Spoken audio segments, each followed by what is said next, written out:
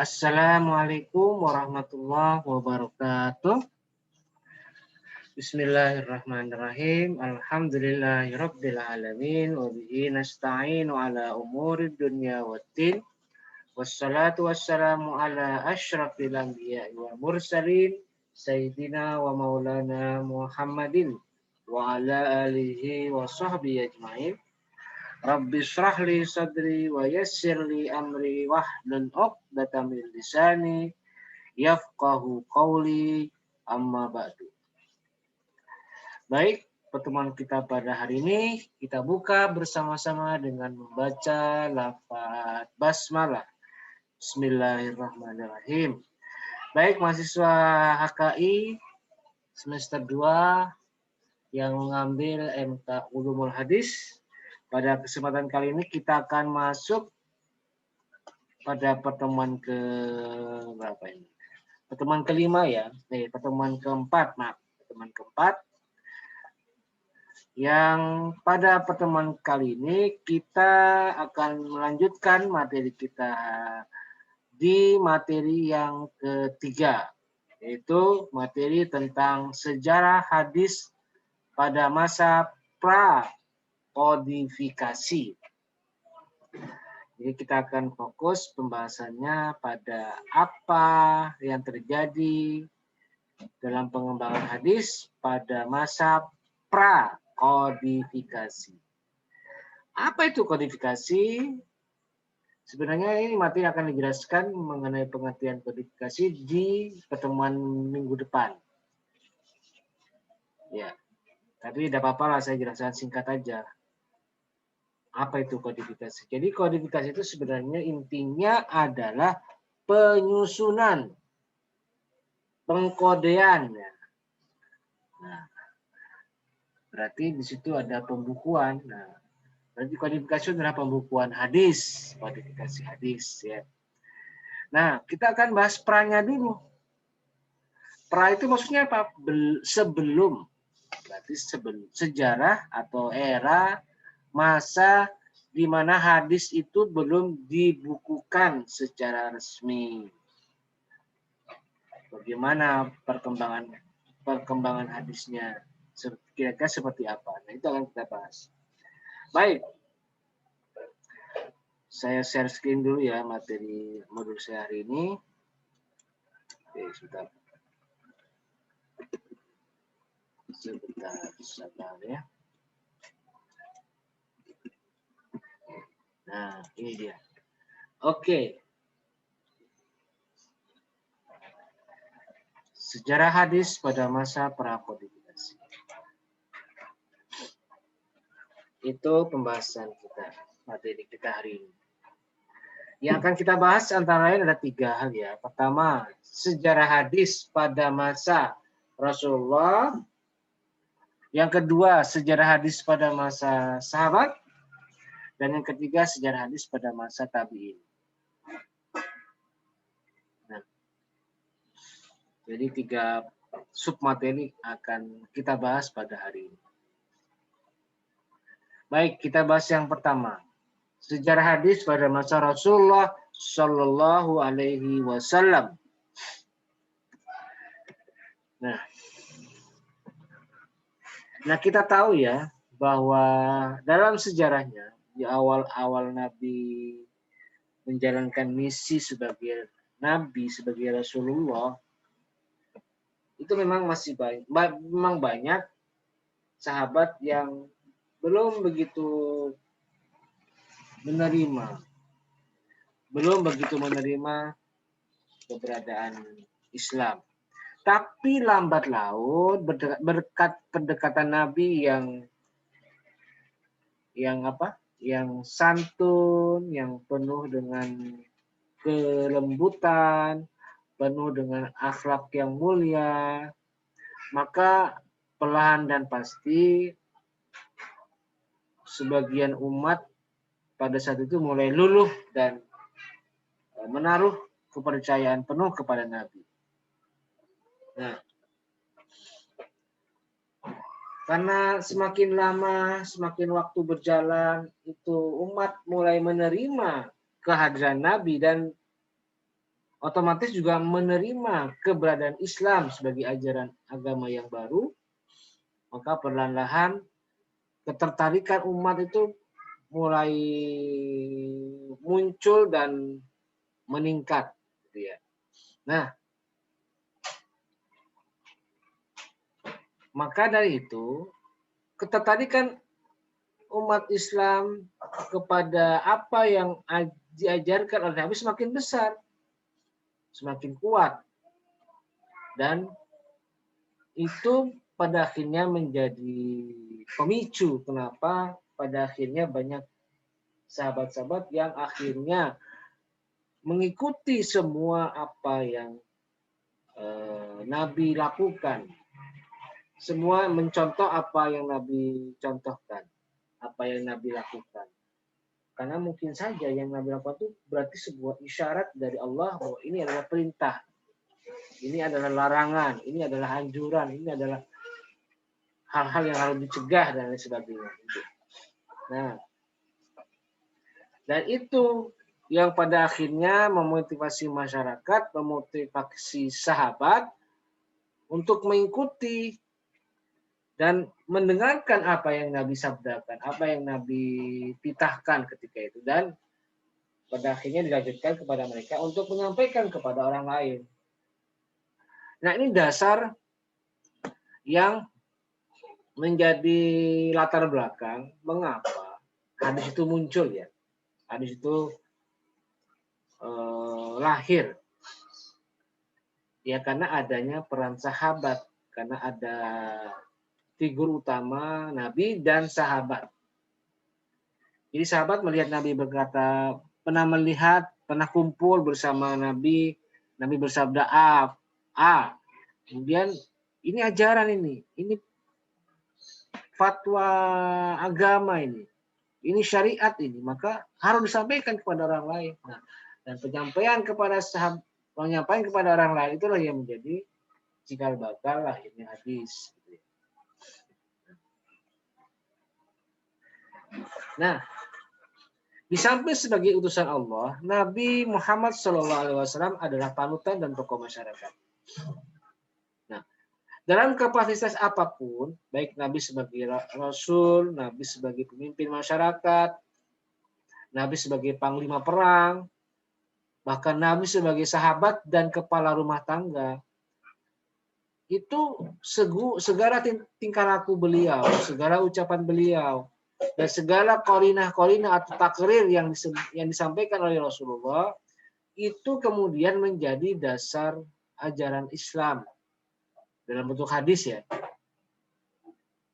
Nah, dan beliau sendiri sadar, Nabi paham betul secara penuh, secara utuh bahwa agama yang dibawa Nabi harus disampaikan dan harus nyata dalam kehidupan masyarakat. Nabi mengajarkan apa? Nabi punya prinsip, ya harus dikerjakan. Apa yang sudah Allah perintahkan harus dikerjakan dan harus diwujudkan oleh masyarakat. Harus terjadi. Karena itu, setiap kali Nabi berkumpul, Nabi berjalan, Nabi bepergian, bahkan Nabi berperang misalnya, Nabi memanfaatkan itu untuk mengajarkan umat-umatnya, mengajarkan para pengikutnya, mengajarkan para sahabat untuk mengamalkan apa yang Nabi katakan, apa yang Nabi lakukan ketika itu. Dan itu juga hal sebaliknya yang dialami oleh para sahabat. Dan para sahabat juga mengambil kesempatan untuk belajar kepada Nabi. Belajar secara real kepada sang sumbernya, yaitu Rasulullah Shallallahu Alaihi Wasallam. Jadi dua hal yang menjadi timbal balik ya dari Nabi kepada sahabat, begitu juga sahabat kepada Nabi. Nah ini dia. Hadis pada masa Rasulullah adalah sejarah awal dari pertumbuhan dan perkembangan hadis. Pada periode ini terhitung cukup singkat bila dibandingkan dengan periode lainnya. Berapa lama? Ya kurang lebih selama 23 tahun. Mulai tahun 13 Hijriah, tahun 13 sebelum Hijriah, Hijrah sampai dengan 11 Hijriah. Atau bertepatan dengan tahun 610 Masehi sampai 632 Masehi. Dan perkembangan hadis pada masa Rasulullah ini juga bersamaan dengan waktu diturunkannya Al-Quran atau Asrul Wahyi atau Asrul Nuzulil Quran, bersamaan dengan turunnya Al-Quran. Itu yang menjadi ciri-ciri dari sejarah perkembangan hadis pada masa Rasulullah. Nah, bagaimana cara Rasul menyampaikan hadis? Ada beberapa yang perlu diperhatikan. Pertama, cara Nabi itu melalui majelis ilmu yang diikuti oleh para sahabat dengan jumlah yang banyak. Jadi Nabi mengumpulkan sahabat di Darul Arqam, di rumah beliau. Nabi berdakwah ketika itu, menyampaikan ilmu, menyampaikan pengetahuan, menyampaikan nasihat, bahkan menyampaikan wahyu. Itu cara Nabi berdakwah di majelis ilmu. Kemudian yang kedua ada cara secara personal. Jadi Nabi berkata kepada Abu Hurairah begini-begini, berkata kepada Ibnu Umar, berkata kepada Ibnu Abbas, berkata kepada Abu Bakar, berkata kepada sahabat-sahabat yang lain.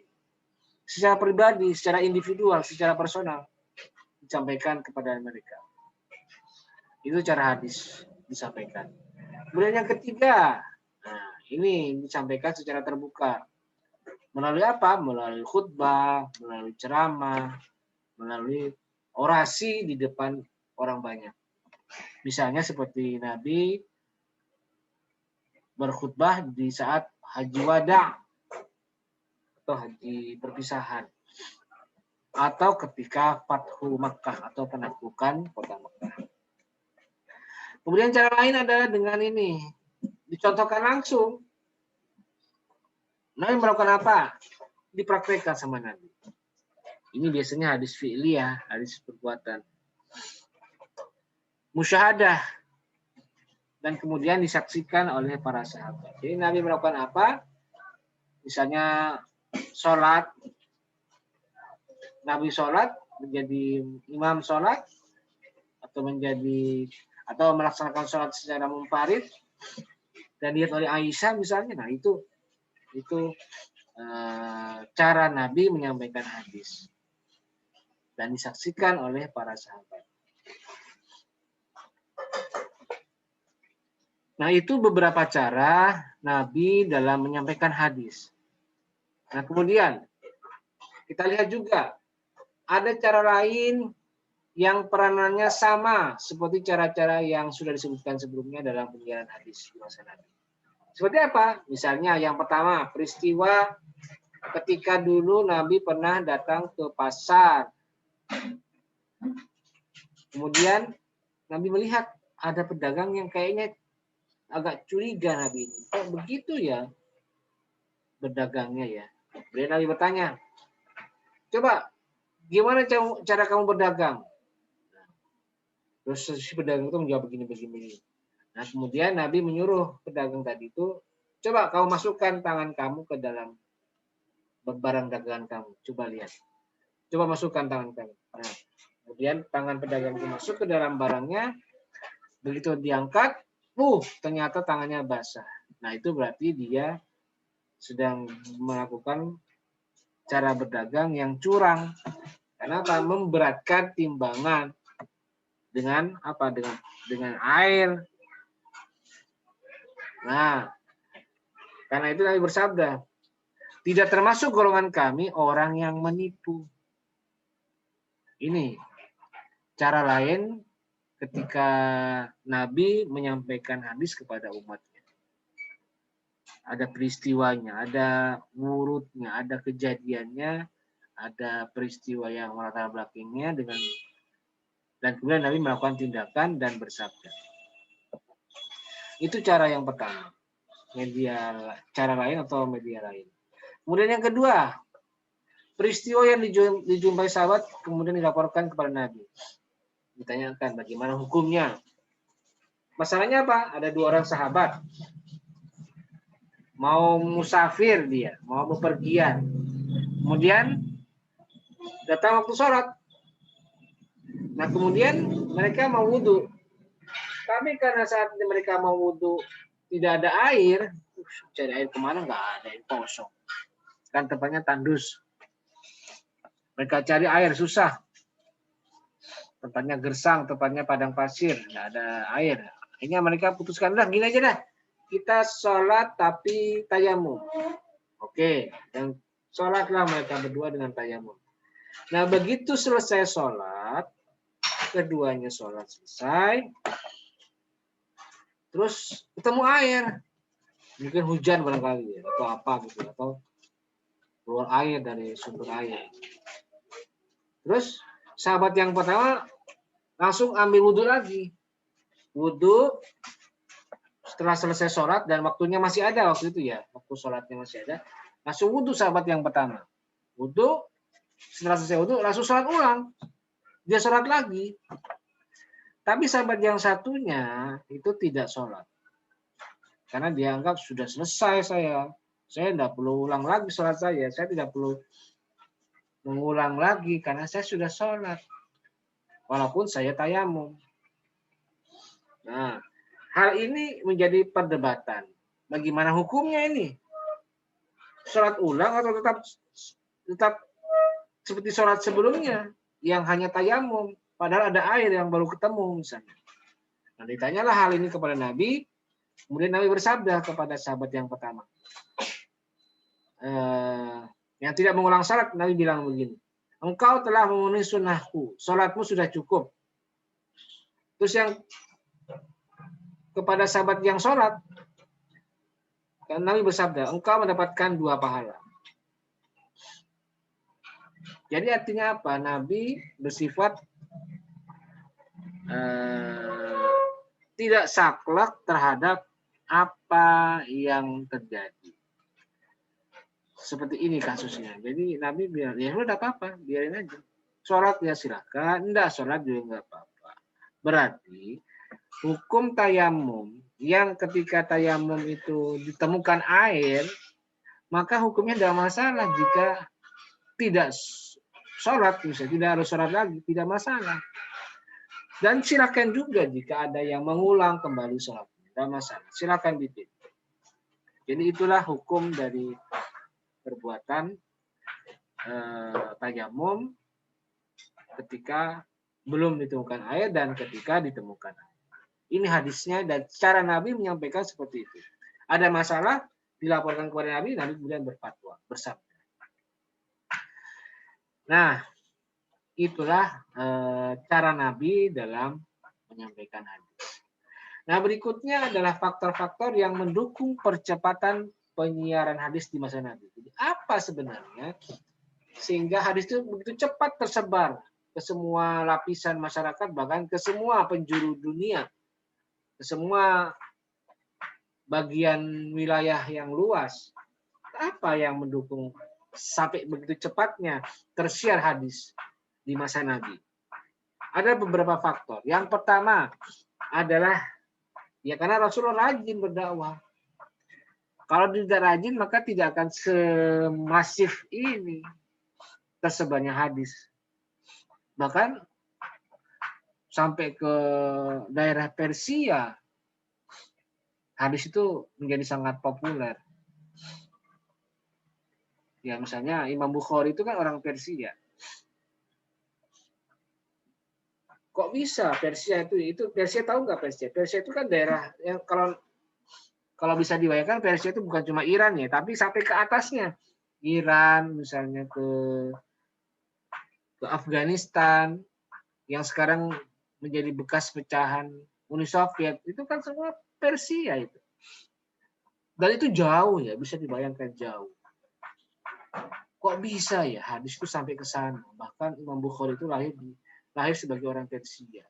Kok bisa ya? Nah, kuncinya terletak pada sosok Nabi sendiri. Yang Nabi begitu rajin menyampaikan dakwah. Nabi rajin menyampaikan hadisnya. Dan hadisnya itu tidak terbatas pada satu kelompok saja, bahkan Nabi sudah melampaui batas suku, melampaui batas ras, melampaui batas wilayah, bahkan melampaui batas dunia ya. Itu hebatnya Nabi. Nabi berdakwah.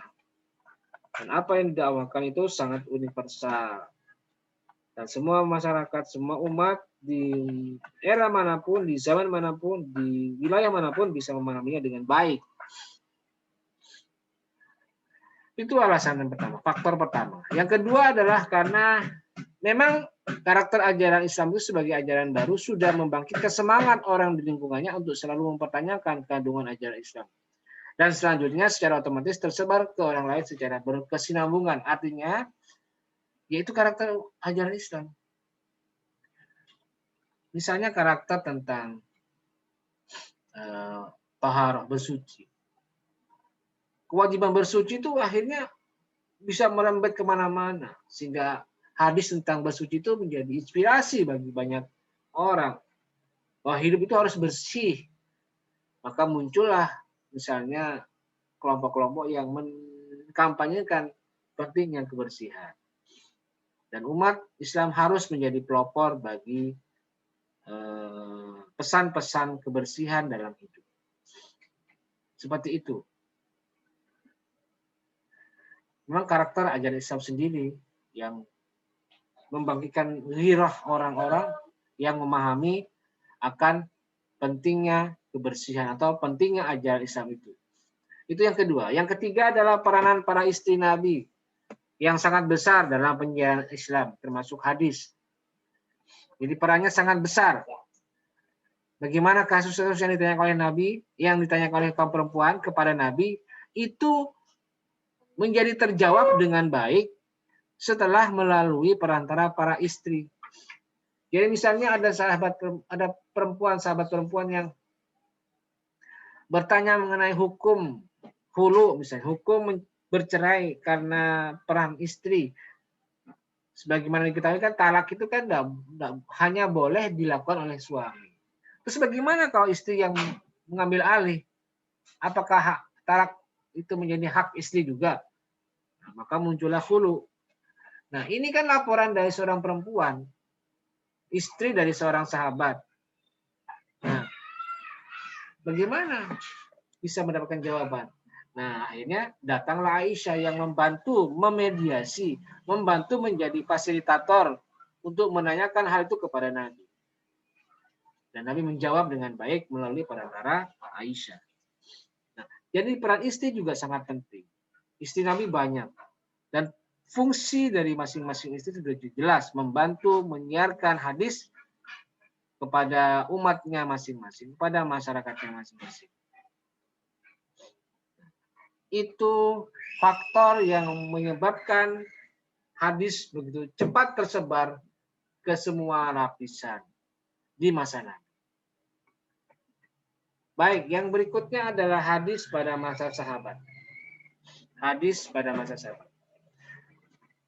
Sebelum kita lanjut, kita perlu jelaskan dulu apa sebenarnya dimaksud sahabat. Ciri-cirinya bagaimana? Oke. Ciri-ciri sahabat itu ada 3. Pertama, orang yang pernah berjumpa dengan Nabi dan beriman kepadanya dan mati sebagai orang Islam. Jadi orang yang pernah ketemu Nabi, mengakui Islam, dan mati sebagai Muslim. Kemudian yang kedua adalah orang yang lama menemani Nabi dan berulang kali mengadakan pertemuan dengan Nabi dalam rangka mengikuti dan mengambil pelajaran darinya. Itu yang kedua.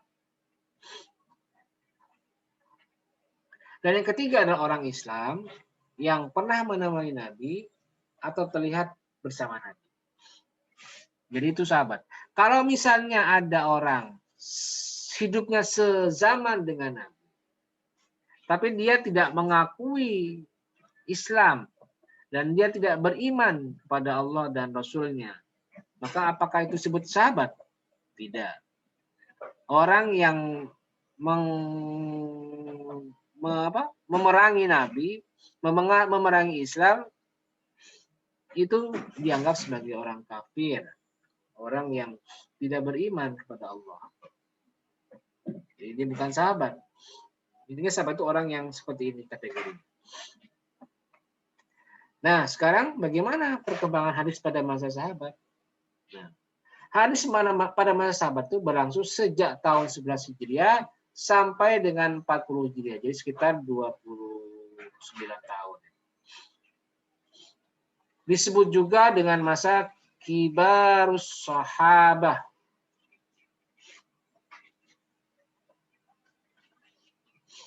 Atau masa sahabat besar. Nah, intinya pada masa ini, periwayatan hadis belum berkembang dengan pesat. Belum begitu banyak diriwayatkan hadis. Alasannya jelas, karena para sahabat masih terfokus pada pemeliharaan dan penyebaran Al-Quran. Maka era sahabat ini disebut sebagai era iqlalur riwayah. Nah, apa?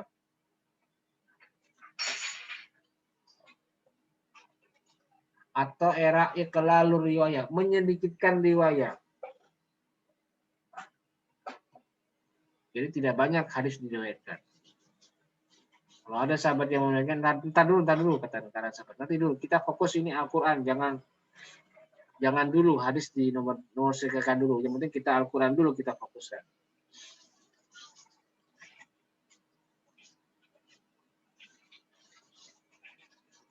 Berikutnya hadis pada masa tabi'in. Nah, hadis pada masa tabi'in ini adalah hadis yang sudah mulai pesat perkembangannya. Kenapa ya? Karena Al-Quran sudah selesai dikodifikasi, sudah selesai dibukukan menjadi mushaf Al-Quran. Yang kita kenal sebagai mushaf Utsmani ya. Karena selesai pada era sahabat Utsman bin Affan dan dimulainya sejak sahabat Abu Bakar. Nah, karena sudah selesai pembukuan Al-Quran, maka perlahan-lahan perhatian para sahabat, perhatian masyarakat, perhatian umat kemudian beralih kepada hadis. Maka mulailah diriwayatkan hadis-hadis yang pernah mereka dengar pada masa Nabi. Nah, karena mulai tumbuh berkembangnya penyebaran hadis, maka perlahan dan pasti muncullah pusat-pusat perkembangan hadis. Misalnya seperti di Madinah, di Mekah, di Kufah, Basrah, Syam, Mesir, Andalus, dan lain-lain. Nah, saya minta kepada kalian untuk membuka dan mempelajari buku ini ya. Nah, saya share screen dulu ya. Saya minta kalian membaca buku ini. Nah, ini dia ya. Buku yang berkisah tentang sejarah atau kota-kota pusat penyiaran hadis. Di sini ada Mekah, ada Madinah, kemudian ada siapa? Ada Kufah, ada Basrah, ada Mesir, ada Syam. Nah, nanti silakan Anda baca bagaimana kisahnya itu dan siapa tokoh-tokoh yang mempelopori perkembangan hadis di kota-kota itu.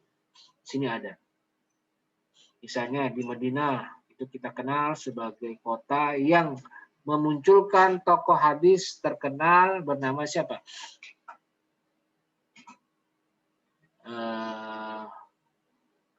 Imam Malik. Itu yang terkenalnya. Tapi ada sahabat-sahabat lain di sini juga.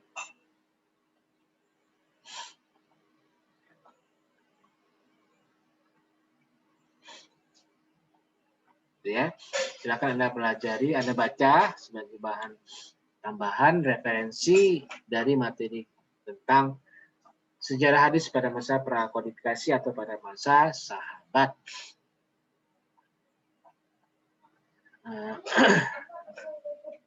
Ya, oke. Nanti akan saya sertakan dalam postingan di di Google Classroom dari postingan video ini ya. Akan saya sertakan ini materi. Nah, berikutnya adalah yang perlu saya sampaikan adalah mengenai tugas ya. Untuk tugas yang saya berikan pada pertemuan kali ini adalah berkaitan dengan tugas kalian menyusun resume ya, menyusun resume. Pak, apa ini resume, Pak? Oke, baik, perhatikan. Yang perlu kalian resume adalah materi tentang perintah Nabi untuk menulis hadis dan ada juga larangannya. Jadi perlu kalian ketahui ya, di masa Nabi itu pernah ada hadis yang kontroversial. Kenapa kontroversial? Karena bertentangan. Di satu sisi memerintahkan menulis hadis, tapi di sisi lain itu Nabi pernah melarang sahabat untuk menulis hadis. Kok bisa ya? Satu sisi memerintahkan ditulis,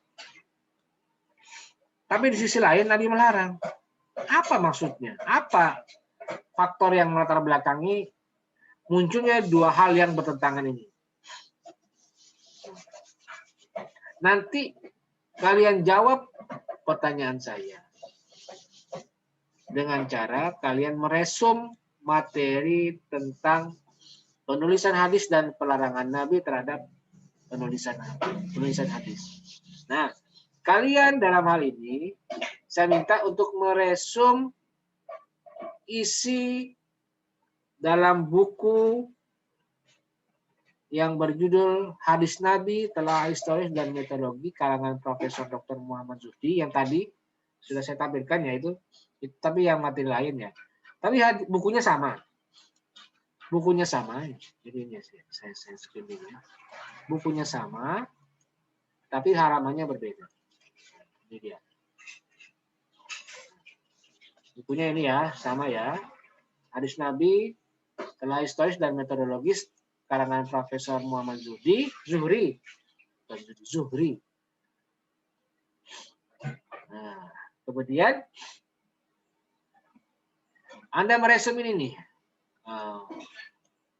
Poin ini mulai dari halaman 31 ya. Ini diresum. Mulai dari sini sampai ke belakang ya. Sampai ke belakang. Terus sampai terakhir. Nah, sampai di sini nih. Nah. Dan resume ini nanti akan menjawab bagaimana sesungguhnya kontroversi di balik dua hal yang bertentangan ini antara perintah menulis hadis dan larangan menulis hadis. Gitu. Ya, silakan Anda resum. Nah, perlu saya berikan penjelasan. Cara meresumnya bagaimana, Pak? Cara meresumnya Anda harus membuat pointer. Pointer. Ini seperti ini. Oke. Pointernya bagaimana? Poinnya buat poin-poin ini. Oke. Misalnya resume, contoh ya.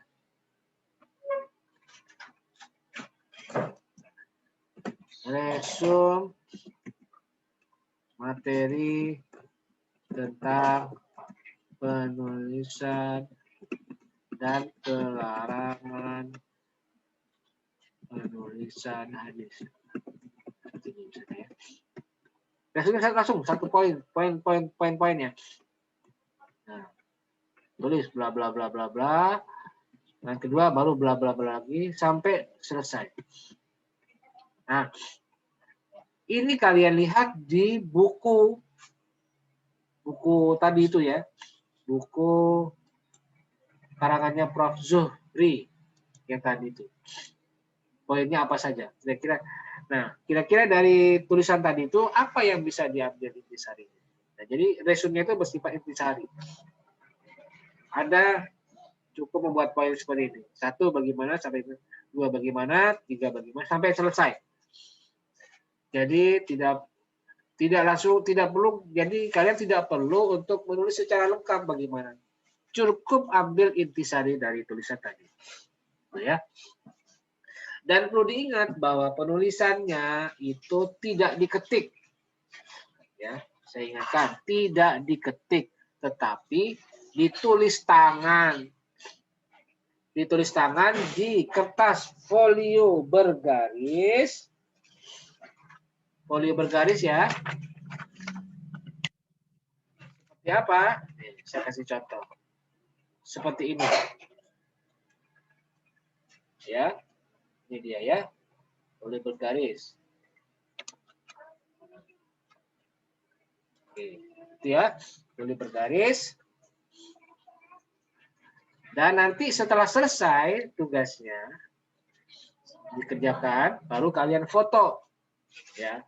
Tugasnya tadi itu kalian foto, kalian jepret yang menjadi tugas kalian. Ya, usahakan fotonya yang bagus, jangan yang jelek-jelek, foto yang jadul, nanti tidak kelihatan tulisannya. Kalau misalnya saya tidak bisa melihat dan membaca, ya saya perintahkan, coba foto ulang. Nah, harus difoto dengan kualitas yang bagus, yang ya 13 megapiksel misalnya. Minimal itu kan bagus. Ya. Dan selesai baru dikirimkan di Google Classroom. Jadi itu penjelasan saya mengenai tugas. Baik, saya kira cukup ya penjelasan saya pada hari ini, perukian kita pada hari ini. Terima kasih dan mari kita tutup bersama-sama dengan membaca lafaz hamdalah. Alhamdulillahirabbil alamin. Terima kasih.